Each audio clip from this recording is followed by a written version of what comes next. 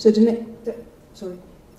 next best thing I can do as the last talk of the day is to connect to the very first talk of the day and to tell you again about accretion disks, but now from a little bit a more theoretical point of view. I will not be able to address all the problems Chris raised in the very first talk, but I can show you some more problems we have with theoretical accretion disks. And the way I will do this is I will start with a short, very short, I don't want to tire you more than you are, short introduction. I will start with the thin disk, our most favorite model, and then tell how to model more luminous accretion disks with an example of a slim disk, and less luminous accretion disk with an example of the iron torus, and then summarize everything quickly.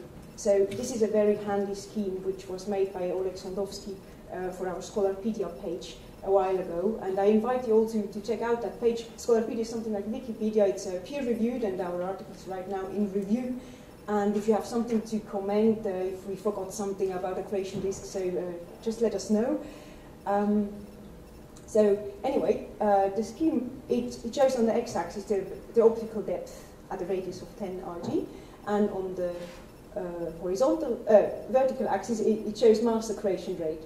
So the most common disk models are located, well, they're spread all over, so it's really kind of a disk zoo. Our favorite model, the Shakura-Sunyaev disk, is here, so it is in the very optically thick region, and as you know, it is stable up to some kind of a low accretion rate only. Then it becomes unstable, which means what happens with the disk is the following. The disk overheats. It cannot radiate all the photons that come with the accretion flow. It starts to puff up, and it becomes transparent. Well, transparent. It becomes optically thin. So you have this bend here towards the optically thin area.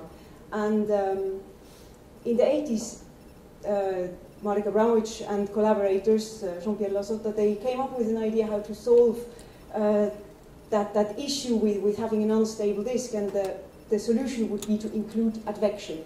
Advection helps stabilizing the whole thing in such a way that the disk starts out gas pressure dominated, but then it becomes, as mass accretion rate rises, it becomes more and more radiation pressure dominated. And what happens in the disk is that the photons, which are at a certain radius, they are advected inward, so locally the disk is cooled. And including this local advective cooling, the disk survives high mass accretion rate. The slim disk is valid up to, well, easily 1 Eddington, up to 10 Eddington, well, under certain circumstances. All is still kind of at small disk scale heights. Here the disk scale height is given as the line, which is 1 here. So if you want to go to really thick disk, you need some kind of a donut model. And if you want to go to really, really optically thin disk, you need an advection-dominated accretion flow, ADAFs, or you need iron tori, which are very similar, just that iron tori, they are based on donuts. They have this very strong toroidal structure. So first things first stellar mass black holes. As they appear in low mass X-ray binaries or high mass X-ray binaries,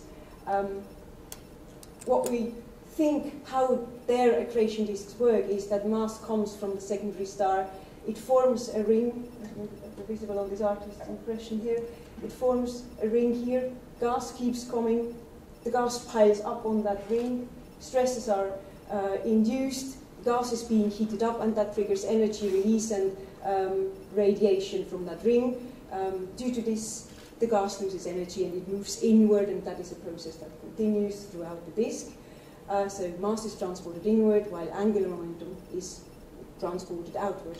And the simple idea by Shakura and Sunyaev is that each ring, each annulus, emits as a black body, and if we integrate over all those rings, we get a so-called modified black body spectrum. And for those who attended Ivan Hubin's talk, they know that if you include full radiative transfer, this looks a little bit different because, obviously, because you include the full radiative transfer. So for the moment, the shape, as I showed you, is sufficient to prove my point and to prove Chris's point from the very first talk in the morning. We see those disks, we see those kind of multicolored blackbody disks in the spectra. What is shown here is the light curve of element CX3, an X-ray source in the Large Magellanica Cloud. It is, as also Jeff already mentioned, it's a source that is mostly in the soft state. It is mostly bright, it has some dips here, and it is a very good source to test disk models. So this source is very often in the states which we call ultra soft state, which show this clear disk here, or in the high soft state. I'm not going into the other states. I will focus now on those two, because I want to show you more about accretion disks that actually work. So just to show you some how easy these first, how simple these first formula were, the flux at a radius is given by the mass accretion rate, the mass of the central object, the radius where you are, and it depends on the inner radius of the disk. So if you go with your radius towards that inner radius of the disk, this term becomes 0, flux becomes 0, and you get that gap between the inner disk and the black hole. Assuming that the diffusion approximation works, you get the temperature profile for each annulus of the disk, and by integrating twice the flux and each annulus over the whole disk, you get the disk luminosity. And then you can resolve for the inner radius, Rin, which then depends on the disk luminosity, and T0 is that factor here. And showing you a picture of this formula, it looks like that. So this is the gap in the disk as we know it.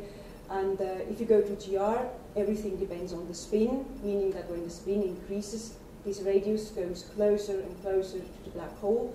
And what we get is this diagram, this graph here, the radius on the y-axis and the spin on the x-axis. For increasing spin, the radius goes towards 1, from 6 towards 1. The dashed line here is for retrograde spin, for a retrograde spinning black hole. So we get the spin. And if we now apply this to real data, what we get is what already Michael Bursa showed earlier this day. What we get is this figure here. What we have here is the spin versus luminosity, and what this figure tries to tell us is that with increasing luminosity, the spin of the source, in this case still LMCX3, the spin drops, and it drops by almost 50%. But we know already that the thin accretion disk is only valid at very low luminosities, and indeed here the spin is constant. What we also know, or those know who attended Michael Bursa's talk, is that there are different interpretations to this droop, to this drop in spin. On the one hand, it doesn't mean that the spin really drops, because it's not possible to spin up and down a black hole on a daily basis, as we saw the light curve of that source is very, I mean, it moves really a lot about. So this is not the solution. What still can happen is that the radius of the inner disk actually moves outward, but still it seems very unlikely that it does this on a daily basis. What is more likely is that the model is wrong, so we were motivated to look at slim disk models in more detail to solve that. So we are now moving up here and looking at the slim disk.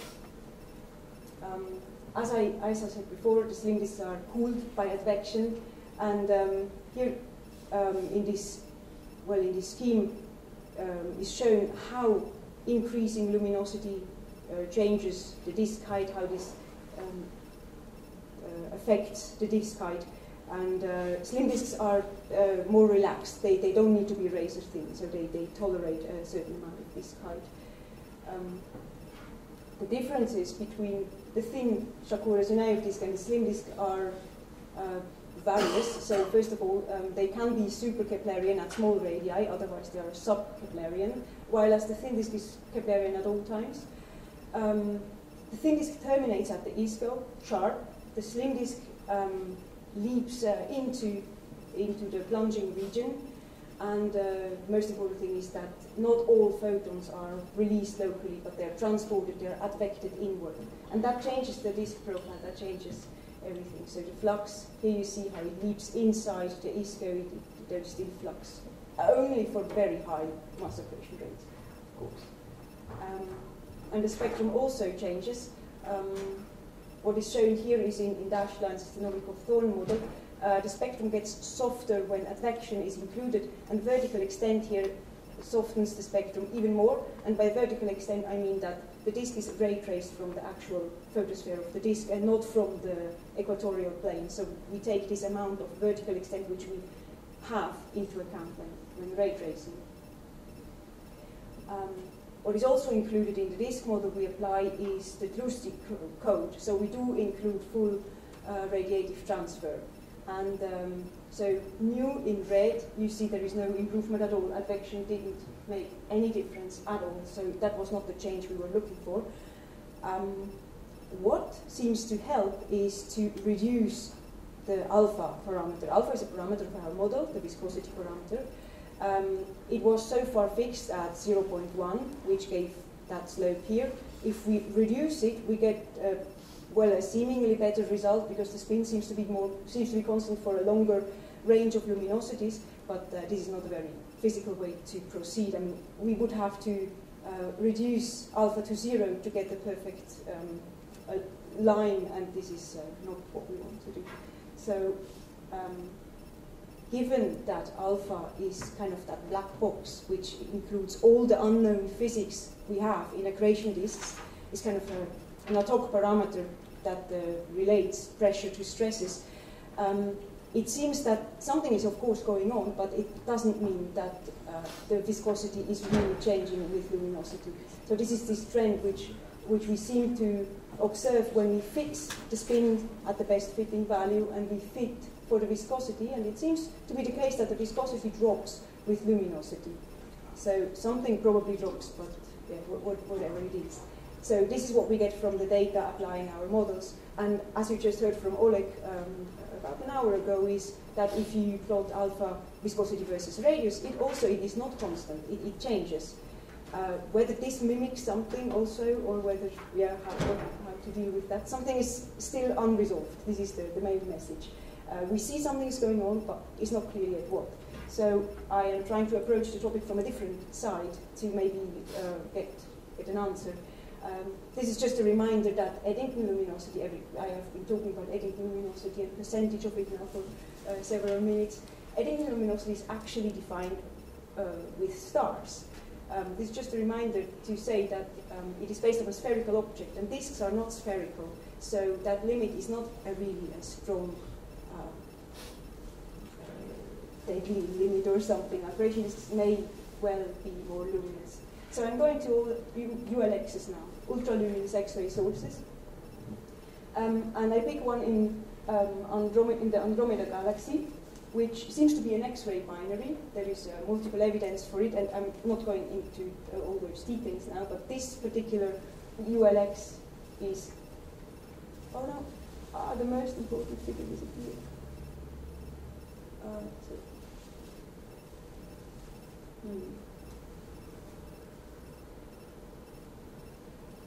Well, it doesn't show.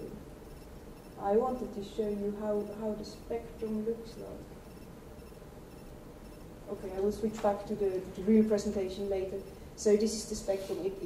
Also it has a variable luminosity. It has 0.7. It has 86% of Eddington. And as you see from the grey data here, the spectrum is extremely soft. It is the softest spectrum ever known, I think. And it can be fitted by a pure disk very easily. So this makes the whole system very attractive to test it with our disk models. What I show in different colors here is different alpha prescriptions. They don't make really a difference, so that is not the key issue here.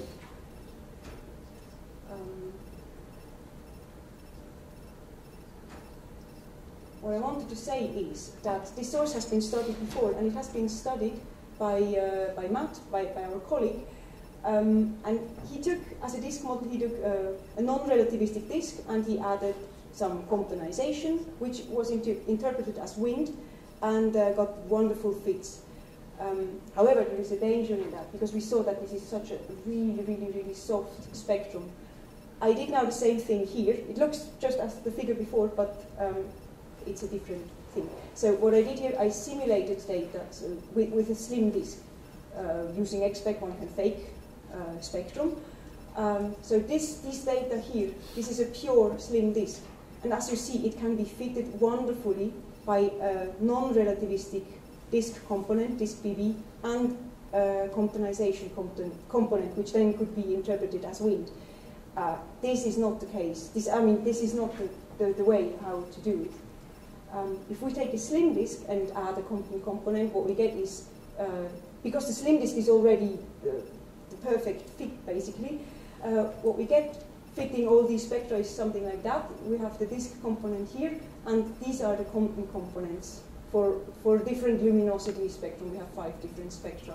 And what we see is that the peak of the component is below the peak of the soft disk photons, and that is not physical. So that is really not the way to go. I am very good.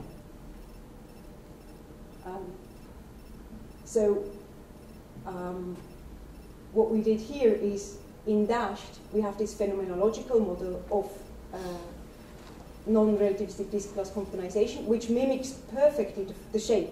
So this gives the ideal shape our ideal theoretical disk model should have. And in cyan or blue, you see the shape of the actual current disk models which we are currently applying, which is BH spec based on a thin disk, which is slim BB based on a slim disk. So these are the 2 most sophisticated disk models available, I think. And the puzzling thing is that the fits at low luminosity are actually worse than those at high luminosity. So this is another indicator that something with the disk physics, that there is a problem. There is missing, something is missing still. And it doesn't seem to be missing at high luminosities, actually, because these fits are perfect, really, as you see here, the residuals. It seems to be missing at low luminosities.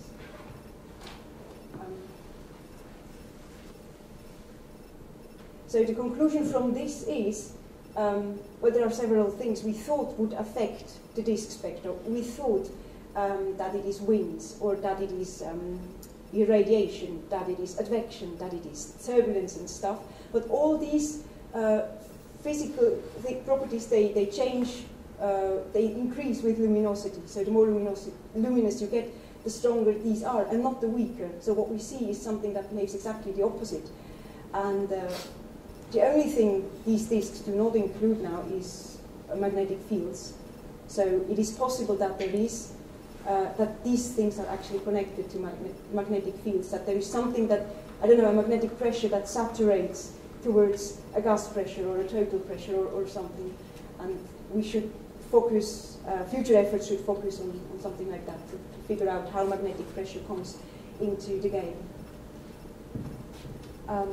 So much about problems of those disks over here. How much time do I have left? 7 minutes. Okay, so I will quickly show what iron tori look like and how we can fit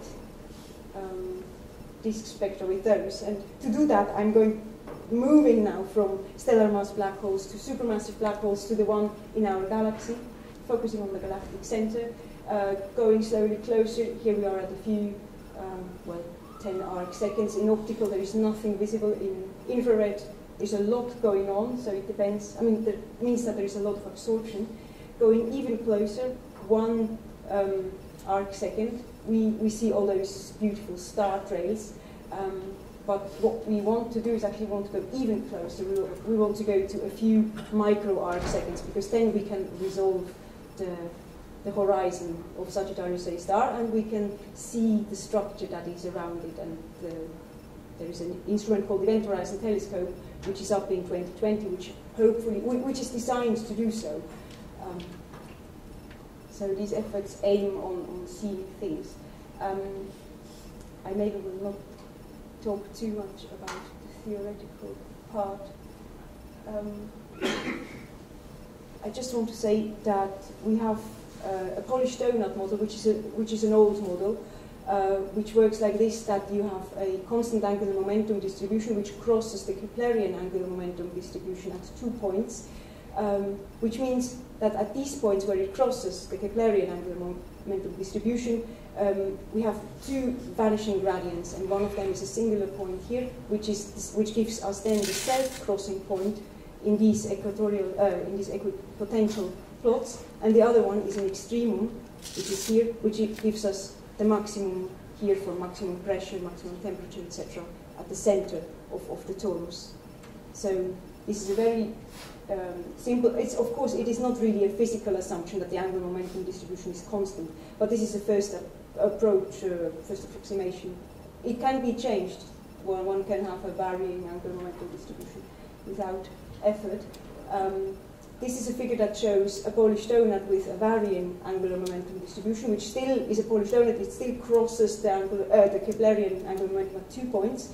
And it looks remarkably similar to MHD simulations in the sense that it also shows these equipotential surfaces, it shows funnel walls, it shows a cusp here both, and it has a pressure maximum. So although this may not really look like a torus anymore, well it goes, it continues over here like this, it is similar enough for us to justify that this model is actually working. So we have the geometrical structure. What we now have to do is we need some physics. So we assume total pressure is made up of gas pressure and magnetic pressure. We assume that there is a 2-temperature plasma in that torus structure. It emits thus in synchrotron emission, it has Bremsstrahl emission, and it has condensation of those two. And this gives us the emissivity. And knowing the emissivity, we then can ray trace the whole thing with our ray tracing called Giotto, which has been developed in France, in Meudon, by Frédéric Vincent, who is in the audience. I think I would better not go into details because this will take ages. We may ask him or do this. The important thing is that this code is freely available. It is based on C++, so it is highly modifiable, versatile. You can add things. So we added the Polish donut, ray traced the Polish donut, and we got images. And this is what I actually wanted to show you. So if we image those iron tori around Sagittarius A star, we get this typical crescent shape, which we expect. And I will show you how this changes if we change parameters. So this one is for an intermediate spin, for some kind of an intermediate lambda is the angular momentum distribution. It gives us the size of the whole structure and an inclination of 80 degrees. So if we change this to something highly spinning, the image changes drastically. So this is how we hope to use the event horizon telescope in the future, that different images really give, that we can say something about the spin then. If we change the inclination, things also change. This is when we change the torus to some really thick torus, the emission region here becomes almost circular from that torus. So seeing in the future an image will tell us how large the structure actually is. Could it be a torus? Or is it maybe rather an accretion disk? Because accretion disks would show something kind of really extended flow, something larger, inclinations and spins. So these are information that will be then available through the images. So this is just not, to show you a comparison between two spins. And this is the spectrum we are fitting right now. So these are the data points we have in quiescent state. They are here sub-millimeter data. They do not quite match because there the structure is actually optically thick already, and this is for an optically thin torus. We have here the X-ray bow tie, and we now are fitting these spectra. We do the broadband spectrum fits. Yeah, what you can guess from this figure probably already is that the spin is probably not maximum. It is rather something lower, but how much is not clear yet. So all in all, we started with the thin disk. I showed you how slim disks work and don't work, and I quickly showed you how iron tori look like when they are put around a supermassive black hole in a galaxy. And that's it. Thank you very much.